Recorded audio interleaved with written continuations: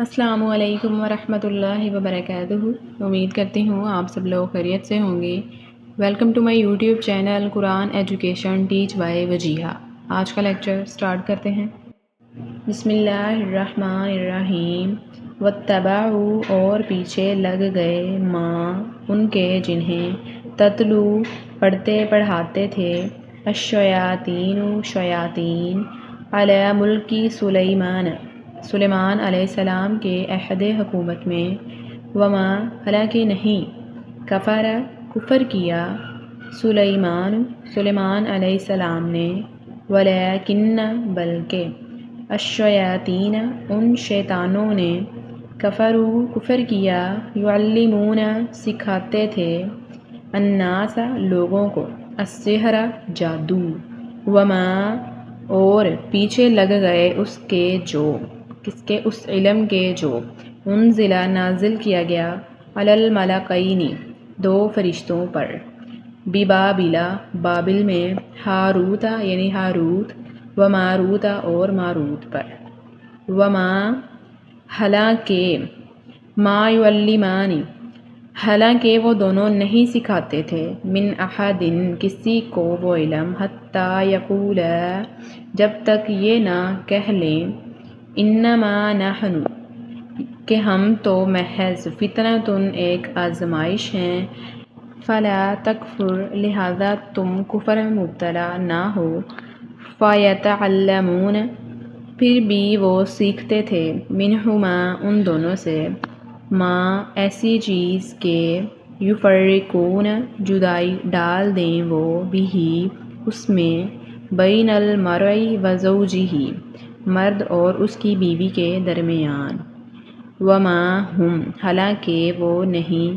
بضارین پہنچا سکتے تھے نقصان بھی اس سے من احد کسی کو الا مگر باذن اللہ اللہ کے اذن سے ویتعلمون اور سیکھتے تھے یہ لوگ ما ایسی چیزیں جو یضرہم نقصان تو پہنچائیں انہیں ولا ینفعہم لیکن نفع بالکل نہ دیں وَلَقَدْ عَلِمُوا حالانکہ وہ خوب جانتے تھے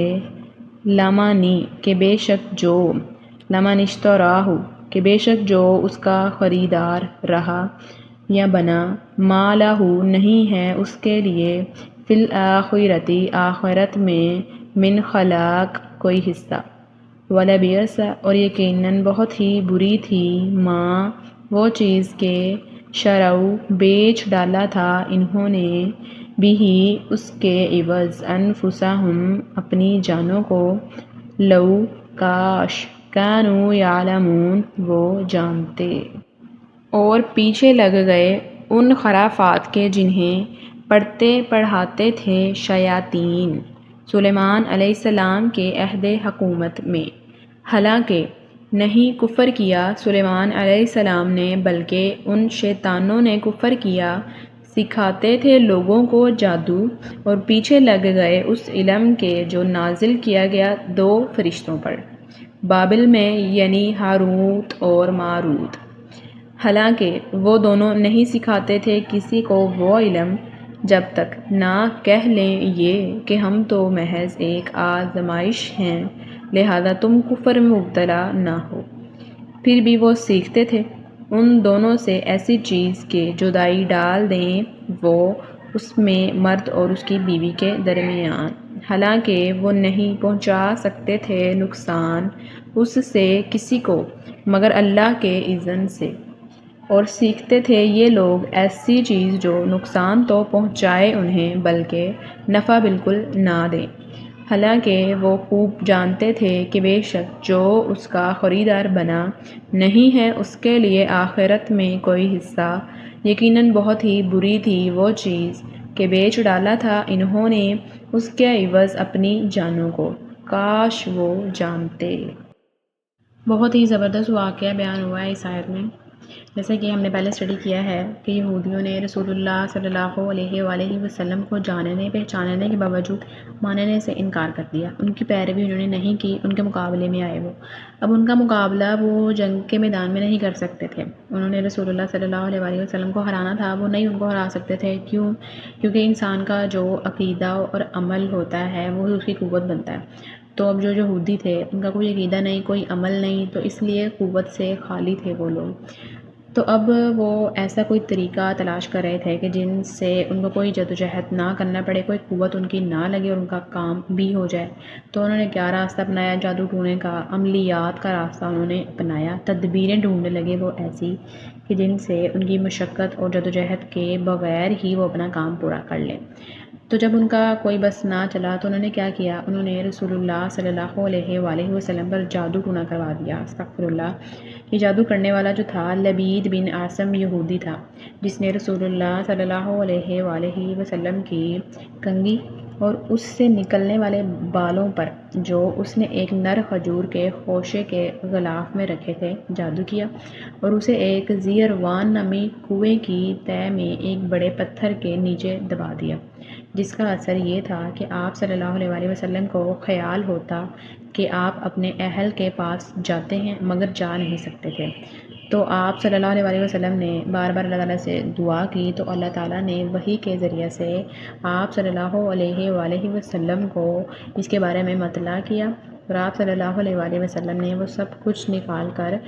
ختم کروایا اور کنویں کو بھی دفن کر دیا گیا، اور اللہ تعالیٰ نے آپ صلی اللہ علیہ وآلہ وسلم کو شفا دے دی۔ افسوس کی بات ہے کہ آج کل کے جو مسلمان ہیں وہ بھی شرک و بدعت میں حد سے زیادہ مبتلا ہوئے ہیں کہ وہ جب اپنی مشکلات کا مقابلہ نہیں کر پاتے، یا بلکہ آج کل تو بہت سے حالات اس طرح کے گھروں کو توڑنے کے لیے میاں بیوی خوش ہیں تو ان میں درار ڈالنے کے لیے، گھر میں اگر ان کا خاندان ایک بھائی بہن آپس میں شادیوں کے بعد بھی خوش رہ رہے ہیں تو بہت سے لوگ ایسے ہوں گے کہ جو ان سے جیلسی فیل کریں گے اور ان کو تڑوا دیں گے۔ اس طرح کے بہت سے حالات ہو رہے ہیں۔ اس کے علاوہ جو لوگ جن کے بے اولاد ہیں وہ بھی ان چیزوں کی طرف جا رہے ہیں، یعنی کہ اللہ تعالیٰ سے نہیں مانگتے، جبکہ پتہ ہے کہ ذات صرف اللہ تعالیٰ کی ہے دینے والی، تو پھر بھی ان چیزوں میں پڑھ کر کیا کرنا ہے؟ شرک کرنا ہے، اپنے لیے جہنم کو ہم نے تیار کرنا ہے۔ بہت ہی زیادہ غلط اور بہت ہی زیادہ افسوسناک حرکتیں ہیں یہ مسلمانوں کی۔ اب نیکسٹ اس صورت میں بات آئی ہے حضرت سلیمان علیہ السلام کی۔ یہودیوں کے ہاں یہ مشہور تھا کہ سلیمان علیہ السلام جو ہیں نعوذ باللہ جادوگر تھے، اور ان کی حکومت کا دار و مدار بھی جادوگر ہے۔ اللہ تعالیٰ نے اس کی تردید فرمائی اور بتایا کہ جادو تو کفر ہے۔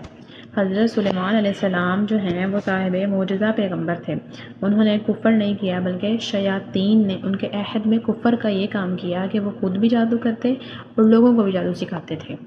یہودی اس علم کے پیچھے لگ گئے جو کہ بائبل میں دو فرشتوں ہاروت اور ماروت پر اتارا گیا تھا، جو سحر سے الگ ایک علم تھا اور جسے عمل میں لانا بعض اوقات کفر تھا۔ وہ فرشتے کسی کو بھی وہ علم نہیں سکھاتے تھے جب تک کہ وہ اچھی طرح سے آگاہ نہ کرتے، یعنی کہ وہ پہلے بتاتے تھے کہ یہ جو ہے یہ عمل جو ہے یہ تمہارے لیے ٹھیک نہیں ہے، تمہیں یہ کفر کی راہ پر لے کے جائے گا، یہ تم پر آزمائش ہوگی تو تم اس کو نہ سیکھو۔ لیکن وہ لوگ جو تھے ایسی باتوں کو سننے کے باوجود بھی اخلاقی اور پستی کا ان کا یہ حال تھا کہ وہ اس علم کو ضرور سیکھتے تھے، اور سیکھنا تو انہوں نے ہے اس علم کو، لیکن اس میں سے انہوں نے باتیں بھی وہ پک کرنی ہوتی تھی جو کہ نقصان پہنچانے والی ہوتی تھی، مطلب کسی کو فائدہ پہنچانے والی کوئی بات وہ پک نہیں کرتے تھے اس میں سے، صرف اپنے کام کی بات کہ ہم نے اس کو نقصان پہنچانا ہے تو ہم نے صرف وہی علم ہی اس میں سے پک کرنا ہے، ٹھیک ہے۔ جیسے کہ شیطان کا سب سے پسندیدہ کام کیا ہے؟ میاں بیوی میں درار ڈلوانا، ایسے عملیات جس سے میاں بیوی کے درمیان جدائی ڈال دی۔ فرشتوں کا آزمائش کے لیے بھیجا جانا کسی تعجب کی بات نہیں، کیونکہ مسلمان بھی جب پستی کا شکار ہو جاتے تو جادو کے پیچھے پڑ گئے۔ اس کے علاوہ انہوں نے قرآن کی آیات مثلاً کہ وَأَلْقَيْنَا بَيْنَهُمُ الْعَدَاوَةَ وَالْبَغْضَاءَ وغیرہ کو بھائیوں کے درمیان، میاں بیوی کے درمیان عداوت ڈالنے کے لیے عمل میں لانا شروع کر دیا تھا۔ یہ مسلمانوں کے کام ہیں، حالانکہ یہودی جانتے تھے اور یہ مسلمان بھی جانتے تھے کہ یہ جو فعل ہے یہ ان کو کفر کی طرف لے کر جائے گا، اور جو لوگ یہ کفر کرتے ہیں ان کے لیے اللہ تعالیٰ نے کیا فرمایا ہے کہ صورت میں کہ آخرت میں ان کے لیے کوئی حصہ موجود نہیں ہے۔ جو لوگ بھی شرک کے مرتکب ہوتے ہیں، یہ شرک ہی ہے نا کہ اللہ تعالیٰ سے نہیں مانگنا، اللہ تعالیٰ سے مدد ہم نے طلب نہیں کرنی، ہم نے صحیح راہ نہیں اپنانا، ہم نے دوسرا راہ اپنانا ہے، بابوں کے پیچھے، عملیات کے پیچھے، جادو ٹونے کے پیچھے ہم نے پڑنا ہے۔ تو ایسے لوگوں کے لیے یہ کفر کرتے ہیں اللہ تعالیٰ کے ساتھ، ان کے لیے آخرت میں کوئی حصہ موجود نہیں ہے۔ اللہ تعالیٰ نے اس عمل کے بارے میں، ان لوگوں کے بارے میں جو کہ ایسے کے عملیات کو بناتے ہیں ان کے بارے میں اللہ تعالیٰ نے یہ بھی فرمایا وَلَبِئْسَ مَا شَرَوْا بِهِ أَنفُسَهُمْ، یعنی اللہ تعالیٰ نے فرمایا کہ بہت ہی برے ہیں، والا بیسا بہت ہی برے ہیں وہ عمل کے جس کے بدلے انہوں نے بیچ دیا اپنے نفس کو، انہوں نے پرواہ نہیں کی اپنی جانوں کی، ان کو پتہ بھی ہے کہ یہ کفر ہے، اللہ تعالیٰ کے ساتھ ہم کفر کر رہے ہیں، اور یہ بھی معلوم ہے کہ اللہ تعالیٰ کے ساتھ کفر کرنے کا کیا نتیجہ ہوگا، لیکن پھر بھی انہوں نے دنیاوی مفاد کے لیے، کیونکہ وہ اتنی ہمت، اتنا عقیدہ، اتنا حوصلہ، اتنی قوت نہیں رکھتے تھے کہ وہ مقابلہ کر سکتے جنگ میں، تو اس وجہ سے انہوں نے ایسے کے عملیات کو اپنایا۔ اور آج کل مسلمان کے بھی یہی حالات ہیں، ہمارے آج کل معاشرے میں یہی سارا کچھ ہو رہا ہے، جادو ٹونے، عملیات، کالے جادو، پتہ نہیں کیا کیا کچھ اس طرح کی حرکتیں، کس طرح سے شرک کیا جا رہا ہے، کفر کیا جا رہا ہے، جبکہ یہ جانتے بھی ہیں ہم کہ اس کا انجام کیا ہوگا۔ بہت سے لوگ اس طرح کے ہیں جو کہ جانتے بوجھتے یہ سارا کچھ کرتے ہیں۔ اب کسی کے ہاں اگر بیٹا نہیں ہو رہا تو وہ اس کے لیے بھی جاتے ہیں کہ بیٹا نہیں ہو رہا تو ہمیں پتہ نہیں کیا دے دیں پڑھ کے، اور وہ اکثر دیکھا ہے میں نے کہ مولوی صاحب بھی اکثر ہوتے ہیں آگے کہ جو دیتے ہیں انہیں پتہ نہیں کیا، تو یہ سارا کچھ کیا ہے؟ کفر ہی تو ہے۔ تو ایسے لوگوں کے لیے کیا فرمایا اللہ تعالیٰ نے؟ آخرت میں ان کے لیے کوئی حصہ نہیں ہے۔ بسم اللہ الرحمن الرحیم۔ وَلَوْ، اور اگر، انہم آمنوا، وہ ایمان لاتے، واتقوا، اور تقوی اختیار کرتے، لَمَثُوبَةٌ، تو بے شک وہ ثواب جو، من عند اللہ، اللہ کے ہاں سے ملتا، خیرٌ، کہیں بہتر تھا، لو، کاش، کانوا یعلمون، وہ جانتے۔ اور اگر وہ ایمان لاتے اور تقوی اختیار کرتے تو بے شک وہ ثواب جو اللہ کے ہاں سے ملتا کہیں بہتر تھا، کاش وہ جانتے۔ پچھلی جو آیت ہے اس میں اللہ تعالیٰ نے یہ کہا ہے وَلَقَدْ عَلِمُوا، یعنی کہ وہ جانتے ہیں، یہود جانتے تھے، اور یہاں پر اللہ تعالیٰ نے فرمایا لَوْ كَانُوا يَعْلَمُونَ، کاش وہ جانتے۔ تو اس سے یہ ثابت ہوتا ہے کہ وہ علم جس پر تم عمل نہیں کرتے وہ در حقیقت لا علمی ہی ہے، در حقیقت عالم نہیں ہے وہ جو اپنے علم پر عمل نہیں کرتا۔ بسم اللہ الرحمن الرحیم۔ یا ایہا الذین آمنوا، اے لوگو جو ایمان لائے ہو، لا، نہ، تقولو، کہا کرو، رائنا، رائنا، وقولو، بلکہ کہا کرو، انظرنا، انظرنا، واسمعوا، اور توجہ سے سنا کرو، وللکافرین، اور کافروں کے لیے ہے، عذاب علیم، عذاب دردناک۔ اے لوگو جو ایمان لائے ہو، نہ کہا کرو رائنا، بلکہ کہا کرو انظرنا، اور توجہ سے سنا کرو، اور کافروں کے لیے ہے عذاب دردناک۔ اب جو لفظ اللہ تعالیٰ نے فرمایا ہے آیت میں رائنا، رائنا کا مطلب ہے ہماری رعایت کیجیے۔ مسلمان جو تھے رسول اللہ صلی اللہ علیہ وآلہ وسلم کو متوجہ کرنے کے لیے یہ لفظ استعمال کرتے تھے، یہودی بھی اسی لفظ سے آپ صلی اللہ علیہ وآلہ وسلم کو مخاطب کرنے لگے، مگر زبان کو پیچ دیتے، انہوں نے لفظ بدل دیا۔ سورہ نساء میں ہے کہ جس سے وہ لفظ گالی بن جاتا تھا، انہوں نے لفظ کو اس طرح سے بدلا، یعنی کہ عربی زبان میں اس طرح ہی ہے، زیر زبر کی غلطی سے گالی بن جاتا ہے لفظ۔ مفسرین نے اس کی دو صورتیں بیان فرمائی ہیں، ایک تو یہ کہ وہ رائنا کی بجائے رائینا، ایک رائنا ہے جس کے نیچے زیر ہے عین کے نیچے، اور ایک ہے کہ عین کے ساتھ یہ لگا دی جائے، یہ کا اضافہ رائینا کہتے، جس کا مطلب ہوتا ہے ہمارا چرواہا۔ اور دوسرا یہ کہ رعونت سے اسم فعل قرار دے کر رائنن کہتے، جس کا معنی احمق۔ تو انہوں نے اس طرح سے لفظ بدل دیے جس سے معنی ہی مکمل تبدیل ہو گئے۔ پھر آپس میں وہ جا کر خوش ہوتے تھے، اس طرح کے الفاظ سے پکارنے کے بعد وہ خوش ہوتے تھے کہ ہم نے اس لفظ سے پکارا ہے، بڑے اپنے آپ میں فخریہ انداز میں ایک دوسرے کو بیان کرتے تھے۔ اللہ تعالیٰ نے مسلمانوں کو آپ کے لیے یہ لفظ استعمال کرنے سے منع فرمایا، اور فرمایا کہ انظرنا کہنے کا حکم دیا، ساتھ ہی یہ فرمایا کہ غور سے سنو، کہ تم رسول اللہ صلی اللہ علیہ وآلہ وسلم کی باتوں کو اتنا غور سے سنا کرو کہ تمہیں اس بات کی ضرورت ہی نہ پیش آئے کہ تم رسول اللہ صلی اللہ علیہ وآلہ وسلم کو ان سے مخاطب ہو کر ان کو مطلب بلا کر اپنی طرف متوجہ کروانے کے لیے کوئی لفظ کا استعمال کرو۔ ٹھیک ہے، اس سے یہودیوں کی دشمنی، ان کی طبیعت کی خستے اور شرارت صاف واضح ہے۔ مسلمانوں کو ان کے اعمال کے علاوہ ان کے الفاظ و اقوال کی مشابہت سے بھی منع فرمایا، یعنی کہ یہاں پہ کیا ہوا کہ اللہ تعالیٰ نے یہاں پر مسلمانوں کو لفظ بھی تبدیل کروایا اور یہ بھی کہا کہ تم مطلب اس طرح بات ہی اتنی غور سے سنو کہ تمہیں متوجہ کروانے کی ضرورت ہی نہ پڑے، کہ تمہیں لفظ استعمال کرنا ہی نہ پڑے کوئی ایسا کہ جس کو تبدیل کر دیں یہود، اور پھر اس لفظ کو زیر زبر میں تبدیلی کر کے اس لفظ کا معنی تبدیل کر کے وہ مخاطب کریں، یعنی کہ اس چیز کی کوئی مشابہت والی کوئی بات ہی نہیں کرنے کی جس کو یہودی بھی استعمال کر سکیں۔